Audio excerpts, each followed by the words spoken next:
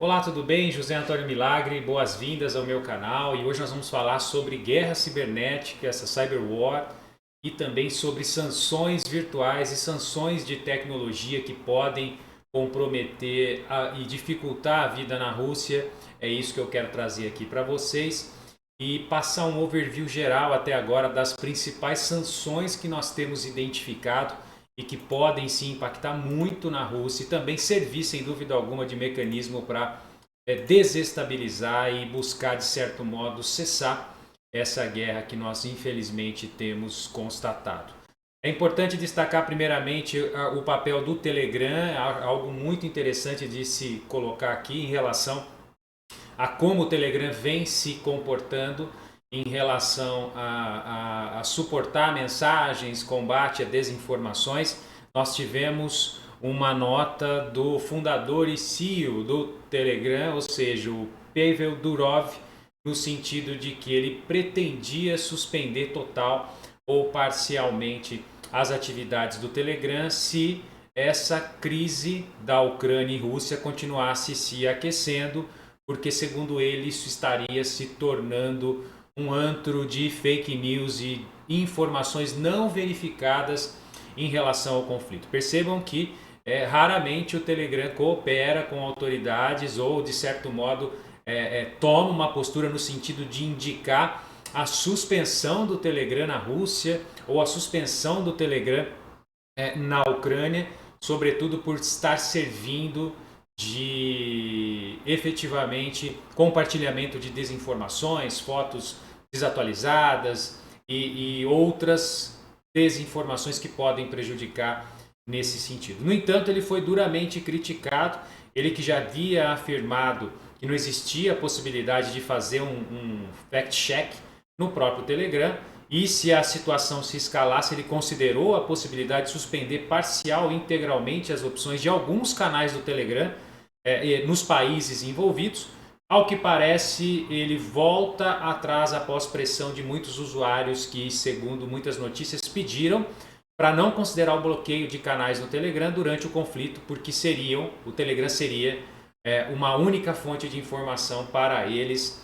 E ele reiterou então, o Durov, fundador do Telegram, para que as pessoas tenham mais consciência do que compartilham nesse momento de guerra. Isso foi algo interessante de se destacar, aparentemente também preocupado com a questão das fake news. É importante destacar que na Rússia eu tenho desde 2021 as empresas que têm mais de 500 mil usuários internacionais, como redes sociais, como Meta, como Google, devem ter escritório na própria Rússia.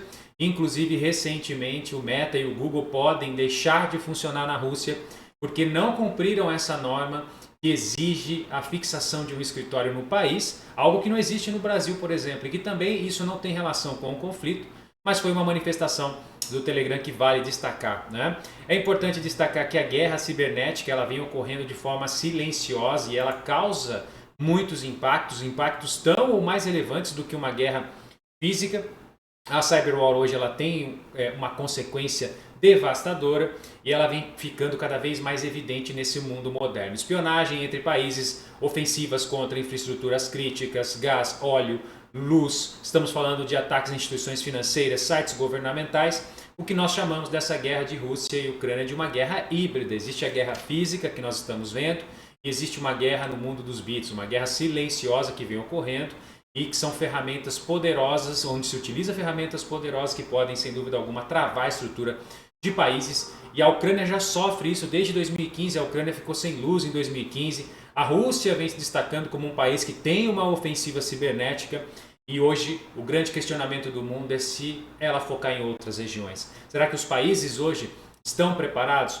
Os Estados Unidos está alerta a isso, os Estados Unidos já pediu para que as empresas fiquem atentas porque nós não sabemos como as ofensivas vão ocorrer.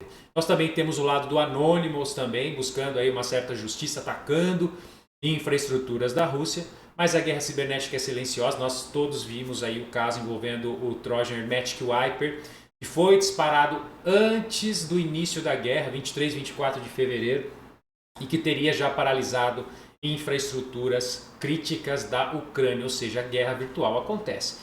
E por conta disso nós temos algumas sanções que também são tecnológicas. Um dos exemplos, nós temos aí a Adidas, a Disney e a própria Apple informando que vão deixar a Rússia. Isso envolve atualização de aplicativos, fornecimento de serviços, dentre outras interrupções que podem ocorrer com essas empresas, sobretudo a Apple de tecnologia, deixando de operar especificamente na Rússia, né? Nós temos também aí a Meta, dona do Facebook, Instagram e WhatsApp, que anunciou recentemente que restringiu globalmente as contas da mídia estatal russa, ou seja, diminuindo o alcance da mídia estatal russa. A medida é semelhante àquela que nós vimos no Twitter, né, que fez isso com conteúdos também da mídia estatal russa e rebaixou esse conteúdo por meio de algoritmos. Então isso está acontecendo.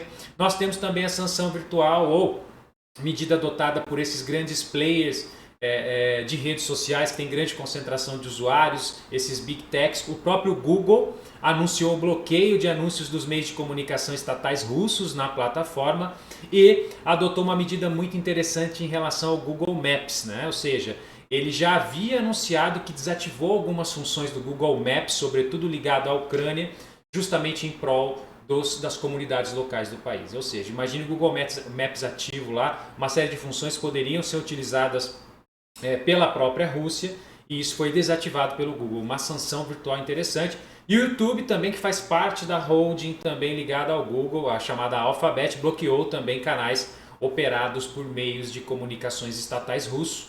A empresa já havia interrompido temporariamente a capacidade de diversos canais russos de monetizar vídeos publicados. Veja o poder dessas mídias tem hoje nesse contexto todo, ou seja, diminuindo o alcance de aparelhos estatais russos, justamente para que essa imagem que eles estão passando aos seus internos e ao mundo, por exemplo, Putin não falando em guerra, mas em ofensiva militar, ela seja desmascarada, caia por terra. São algumas medidas, algumas sanções, algumas ações virtuais que podem impactar, influenciar e também trazer aí a realidade ligada a esse contexto. Além disso, nós tivemos recentemente a União Europeia que confirmou a exclusão de 7 bancos russos do sistema SWIFT. Nós sabemos que o sistema SWIFT está ligado à telecomunicação, à comunicação entre bancos em diversas localidades de países e, logicamente, que essa suspensão engessa completamente a Rússia, isola a Rússia do sistema bancário mundial, ou seja, uma dificuldade dos cidadãos, dos residentes em transferirem dinheiro fiduciário, porque pelo menos aí nós temos 7 bancos que estão aí fora desse sistema, que é um sistema hoje de troca de informações de rede internacional, e isso também está fora, mais uma sanção. Além de outras sanções que nós estamos verificando, o próprio Facebook pôs medidas de proteção na Ucrânia. Então a crise da Ucrânia e Rússia ela vem aí também ganhando essa dimensão virtual e nós sabemos que existe uma guerra cibernética e é nesse sentido que a Meta, o Facebook, ex-Facebook, anunciou medidas para combater a propagação de fake news e atos ilícitos no Facebook, levando mais segurança à população da Ucrânia durante o conflito. E logicamente que isso irritou o governo Putin, que já ameaçou restringir esses serviços. Dentre as medidas que o Mark Zuckerberg anunciou, nós temos aí detecções de atividades suspeitas na plataforma, analistas fluentes em línguas da região, cujo objetivo é remover rapidamente desinformação, notícias falsas e discurso de ódio. Isso está acontecendo também. Nós temos também a possibilidade, uma medida virtual que vem sendo utilizada, onde os ucranianos estão utilizando o Google Maps para alertar os russos, os cidadãos da Rússia que não estão sabendo muito sobre os desastres ocorridos, sobre a criticidade e a severidade da guerra. Então percebam que sem canais para se comunicar, esses ucranianos estão utilizando, por exemplo, o Google Maps. Então você clica lá numa localização de uma área turística da Rússia e lá você publica fotos sobre a guerra, você faz a avaliação e com isso você consegue se comunicar com aqueles cidadãos que estão sob uma influência estatal, acreditando ou certamente não tendo dimensão da gravidade que foi a ofensiva russa em face da Ucrânia. Isso também é interessante. Além das medidas do Google mesmo, que desativou importantes funções do Google Maps. Uma das funções que eu quero trazer aqui que foi desativada pelo Google é a chamada de tráfego vivo, aquela que mostra os engarrafamentos, as condições das vias baseados em dados de velocidade, localização de smartphones das pessoas e também a taxa de ocupação de locais públicos e comerciais. E essas autoridades, russas, elas poderiam usar essas informações para monitorar e prever ataques inimigos. Bom, com o cancelamento das sanções de tecnologia que nós estamos vendo, com a redução do alcance dos postes estatais, com o cancelamento de bancos russos do sistema SWIFT, sobrou ao cidadão buscar o quê? Burlar o sistema por meio das criptomoedas. Então nós tivemos um aumento de compra de criptomoedas. Nós sabemos um sistema P2P não é monitorado, não é regulado, não existe como bloquear uma ordem de bloqueio ou de sanção em tese ligada às criptomoedas, e nós tivemos aí um crescimento da compra de criptomoedas pelos russos tentando tirar o seu dinheiro ou tentando fazer as transferências. E isso chamou a atenção do G7, Alemanha, Canadá, Estados Unidos, França, Itália, Japão e Reino Unido, que estão buscando formas de evitar que pessoas e instituições russas que foram alvo de sanção pela invasão na Ucrânia usem bitcoins e outras criptomoedas para burlar os dispositivos de controle, e isso é um grande desafio. Quais serão essas medidas que o G7 irá criar?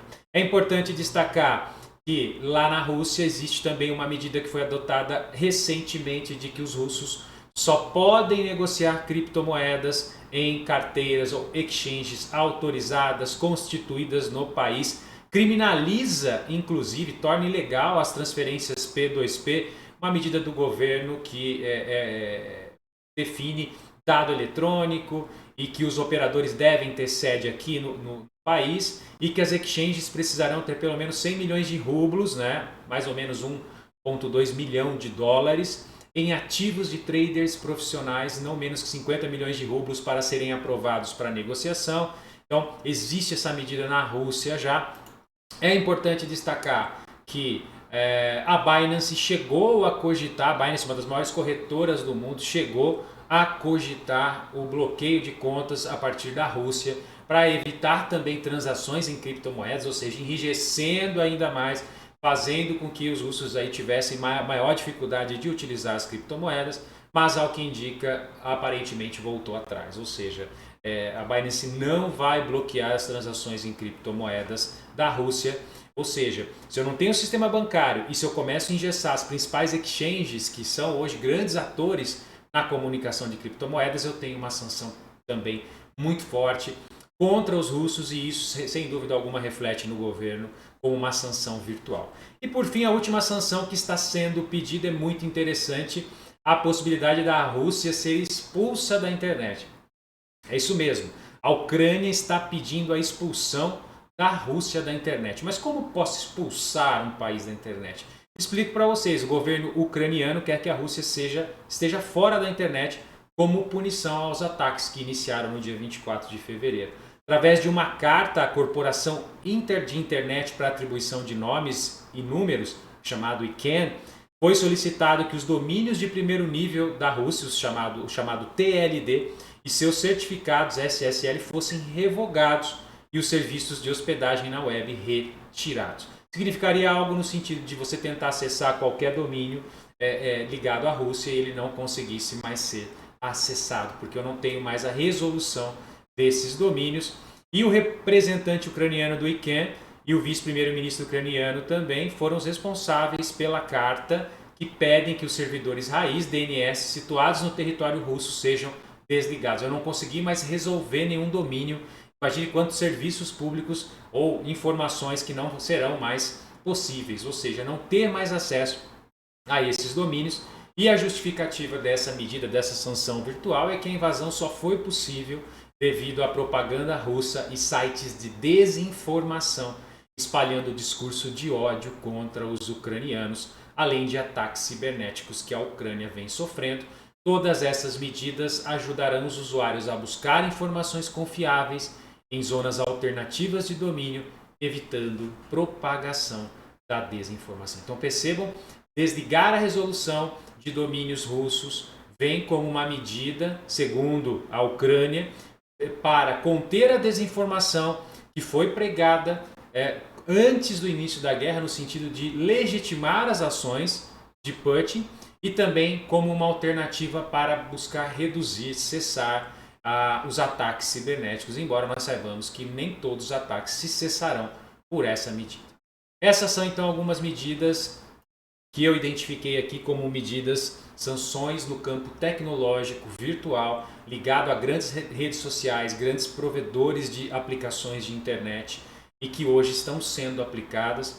Procurei explicar um pouquinho sobre a Cyberwar e mostrando também como essas tecnologias hoje, que são tão dominantes no nosso mundo, onde existem densidade de pessoas em todo o globo, elas podem sim adotar medidas que caracterizam grandes sanções, como no caso das redes sociais, reduzindo a propagação de informações estatais que nós sabemos nesse momento na Rússia estão buscando validar, legitimar a ofensiva, que na verdade se trata de uma guerra.